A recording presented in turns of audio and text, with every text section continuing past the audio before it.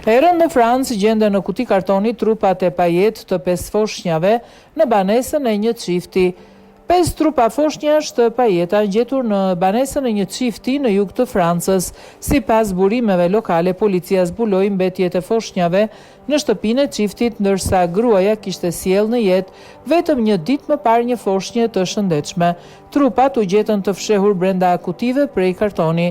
Sipas Le Parisien, gruaja e lindur në vitin 1994 solli në jetë një tjetër fëmijë të hënën në mbrëmje, pasi për herë të tretë kishte mohuar se ishte shtatzan.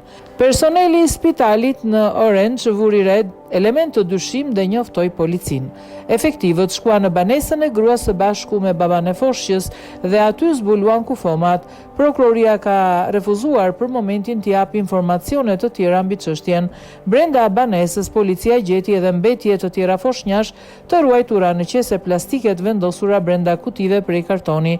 Çifti ka edhe 2 fëmijë të tjerë të moshës 8 dhe 12 vjeç.